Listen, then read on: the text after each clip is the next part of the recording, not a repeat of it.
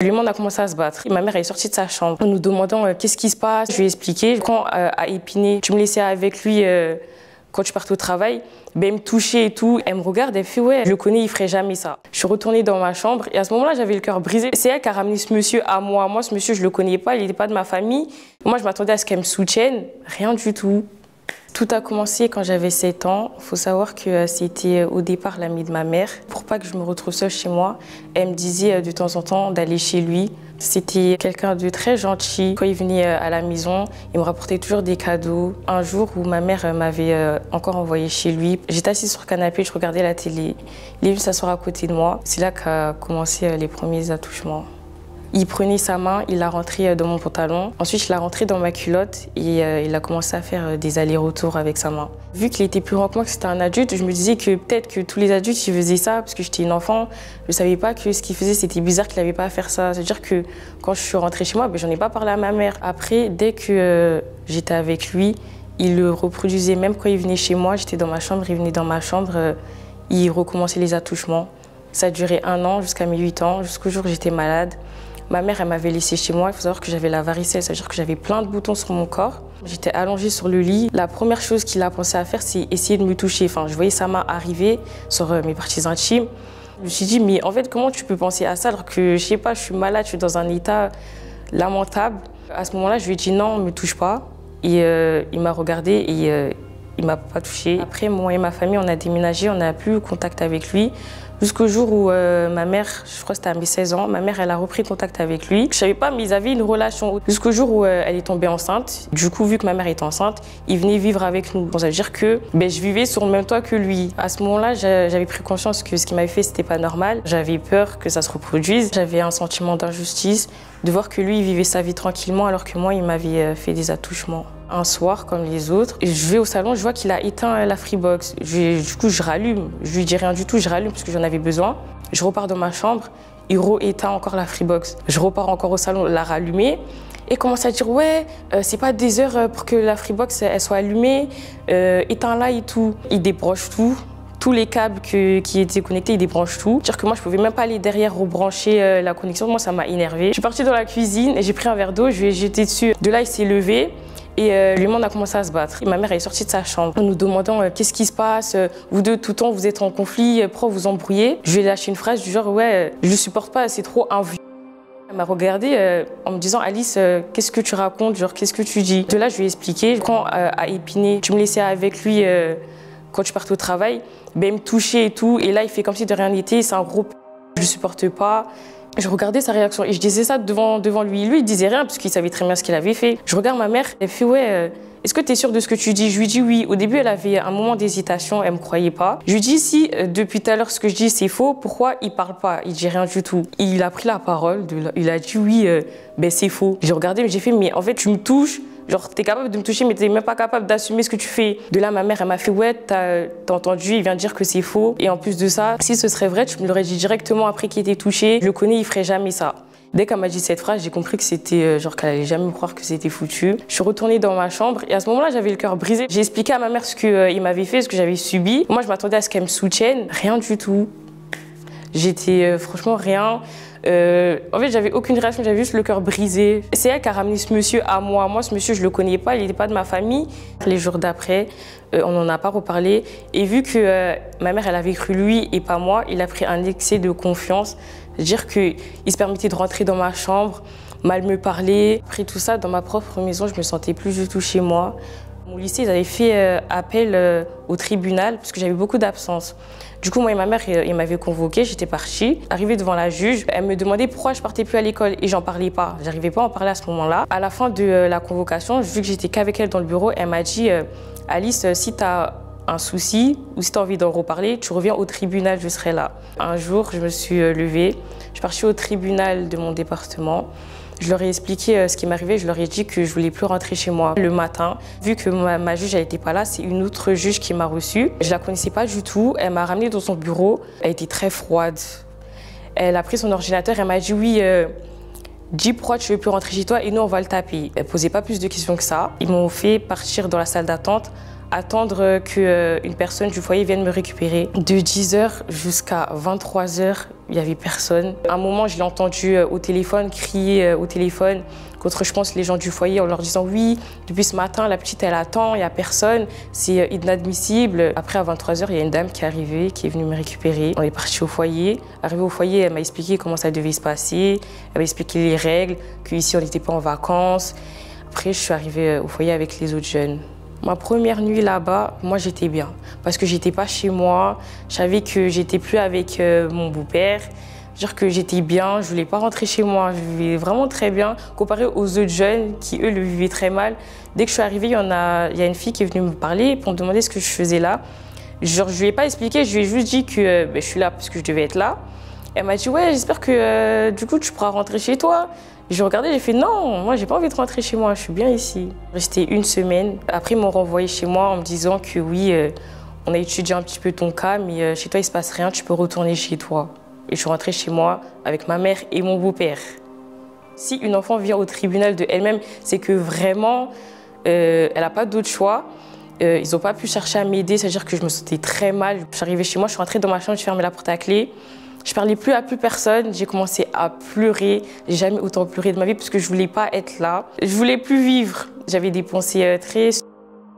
Mais je savais que j'allais jamais le faire de moi-même parce que je suis croyante et dans ma religion, c'est pas bien. Du coup, je prenais mon téléphone et j'écrivais sur mon téléphone comment mourir sans souffrir. J'avais des amis, sauf que mes amis ils avaient le même âge que moi. Je pense que chacun avait ses problèmes et moi, j'arrivais pas à parler de ça avec mes amis pour pas qu'ils aient pitié de moi. Je me suis dit... je vais écrire un mail à SOS Aide et peut-être qu'ils vont m'aider, vu que le tribunal, ça n'a pas marché. Du coup, je leur ai expliqué tout ce qui m'était arrivé, tout ce que j'avais subi dans le mail. Ils ne m'ont jamais recontacté. 6 mois, je pense que c'était 6 mois ou 10 mois après, ils m'ont envoyé un mail, enfin j'ai eu une réponse de mon mail où ils me disaient que je devais leur écrire l'identité de mes parents et donner mon adresse. Je pense qu'en fait, s'ils m'auraient répondu le soir même, j'aurais envoyé tout ce qu'ils m'avaient demandé de leur envoyer. Mais c'était 10 mois après. En 10 mois, vu que j'avais personne, je me suis dit, Alice, commence à te débrouiller toute seule, arrête de t'abattre sur ton sort. Du coup, 2 ans après le mail que j'ai envoyé, j'ai reçu un coup de fil d'un numéro inconnu. Et c'était le commissariat de ma ville qui me disait qu'ils allaient me convoquer par rapport au mail que j'avais écrit. Vu que dans ma tête, je me disais que j'avais pas trop le choix, je vais à la convocation. Le policier, il me relit tout mon mail que j'avais écrit et il me dit que oui, c'est pour ça que tu es convoqué aujourd'hui.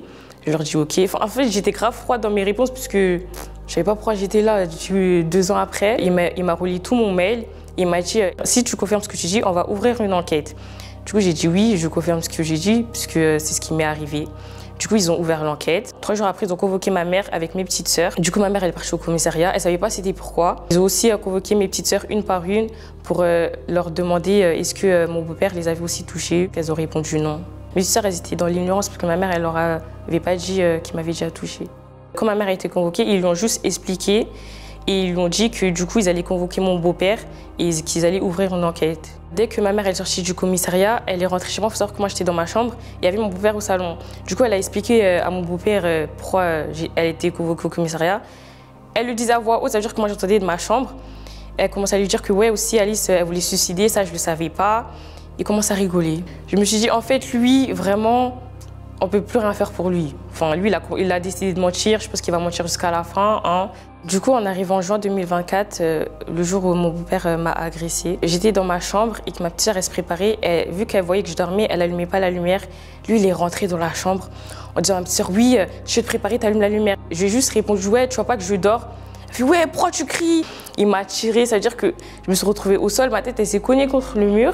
Et de là, il a commencé à me frapper. J'ai essayé de me défendre, sauf que lui, il a plus de force que moi, ça veut dire qu'il était au-dessus de moi. Et dans tout ça, c'était devant ma petite sœur, parce qu'elle était dans la même chambre que nous. J'ai dit à mon beau-père, oui, en fait, toi, je pense que c'est parce qu'on t'a pas encore convoqué au commissariat que tu te permets de me lever en plus de ça à la main dessus. Je fais, c'est pas grave, là, je vais aller relancer ta plainte. Et avant de sortir de ma maison, ma mère, elle s'est mise devant la porte, elle a dit oui. Je sais que tu vas partir au commissariat, mais là, j'ai déjà assez de problèmes. Je suis au commissariat, tu ne dis pas mon prénom, je ne veux pas être reconvoquée, tu te débrouilles, tu fais tes affaires toute seule. Moi, je lui ai dit, t'es vraiment une merde. Parce que, tu vois, ta fille est dans cet état, rien, genre, t'as aucune réaction, toi, tu penses juste à toi, tu ne veux pas être convoquée. Arrivé au commissariat, il y a un policier qui m'a ramené dans son bureau. Il a commencé à me demander de lui expliquer ce qui s'était passé. Je lui ai expliqué toute l'agression de A à Z. Pendant que je lui ai expliqué l'agression, je pleurais. Je suis rentrée chez moi, il n'y avait personne. Il n'y avait personne. Et le soir, ma mère, elle rentre et je l'entends parler à ma petite sœur. Elle dit « Mon beau-père, il est en garde à vue. Ça, c'est de la faute de Alice et tout. » Et elle rentre dans ma chambre. Elle commence à crier « Oui, ça, c'est ta faute et tout. Regarde, j'espère que tu as eu ce que tu voulais. Il ne méritait pas ça. » J'ai regardé, j'ai fait « Peut-être moi, je méritais de me faire agresser. » Toute la soirée, elle parlait de ça. Il est en garde à vue à cause de elle. Elle parlait bien fort pour que j'entende ça, pour que je commence à culpabiliser. Mais jamais de la vie, j'allais culpabiliser pour ce qu'il m'avait fait, en fait. Après, ils m'ont appelé, ils m'ont demandé est-ce que ça vous dérangerait d'avoir une confrontation avec lui. Il faut savoir que dès que j'avais déposé ma plainte, après ils m'ont donné un rendez-vous à l'hôpital pour que j'aille faire une ITT pour mes coups, pour voir si j'avais pas des blessures intérieures. La policière elle avait commencé à dire à voix haute devant mon père, oui, je vous assumez pas, genre vous niez les faits de l'agression, mais comment vous expliquez l'ITT? Elle a commencé à dire toutes mes blessures. Et lui il a répondu, ben moi aussi j'ai des coups. Enfin, j'ai répondu, ben, si t'en as, c'est parce que tu m'en as donné. Enfin, j'essaie de me défendre. La policière m'a dit, oui, Alice aussi, quand tu es venue déposer ta plainte, tu as dit qu'il y avait ta petite sœur et ta mère qui étaient témoins. On les a convoquées cet après-midi, elles ont nié les faits. Quand elle m'a dit ça, j'étais tellement mal. C'est-à-dire qu'après, je suis rentrée chez moi. Ma petite sœur, elle est rentrée dans ma chambre parce qu'on partageait la même chambre. Je pense qu'elle s'est habillée. Je lui ai fait, ouais, t'es partie au commissariat cet après-midi. Elle me dit non. J'ai fait, oui, ce matin, t'as bien vu qu'il m'avait tapé des coups. Elle me fait, oui, j'ai vu. Je sais pourquoi t'as menti au commissariat. Elle commence à bégayer. Elle fait, oui, mais c'est maman, elle m'a dit de mentir et tout. Dès que la confrontation s'est finie, ils l'ont relâché. Voilà. C'est-à-dire que je suis arrivée chez moi et lui, il est arrivé, je crois, 2 heures après. Il a commencé à dire à ma mère, oui, tu choisis entre ta fille ou moi, soit tu la mets dehors, soit moi je pars de la maison, je ne pourrai plus vivre avec elle. À cause de elle, je suis partie en garde à vue, j'ai dormi là-bas. Est-ce que tu trouves ça normal? Moi, je m'attendais à ce que ma mère, elle écoute et qu'elle me mette dehors, puisqu'on est arrivé à un stade où ça m'aurait vraiment pas choqué. Chose qu'elle n'a jamais faite, elle m'a jamais mis dehors. Ça, je ne sais pas pourquoi d'ailleurs. Depuis, du côté de la justice, dès l'agression, ils l'ont convoqué, il a pris sa garde à vue. Après, ils ont clos l'affaire, enfin, il n'y a pas eu de suite. Et pour l'histoire des attouchements, il a été convoqué il y a 3 mois. Il y a 3 mois, le commissariat, ils m'ont appelé, ils m'ont dit que oui, ton beau-père, il va devoir dormir en garde à vue, puisque là, on l'a convoqué pour les attouchements qu'il t'avait fait. Et depuis, ben, j'ai pas de nouvelles, j'ai rien. Il est toujours chez moi, je vais avec lui. On se calcule pas. Avec tout ce qui s'est passé, j'ai beaucoup de séquelles. Après, mentalement, j'ai appris à me forger, à pas m'apitoyer sur mon sort. C'était important pour moi de venir témoigner et de raconter mon histoire. En ce moment, vu que je viens de terminer l'école il y a 3 mois, je viens d'avoir mon bac, j'essaie de travailler, me faire de l'argent pour pouvoir partir de chez moi. Je préfère essayer de prendre mon indépendance et après ça, peut-être reprendre mes études après.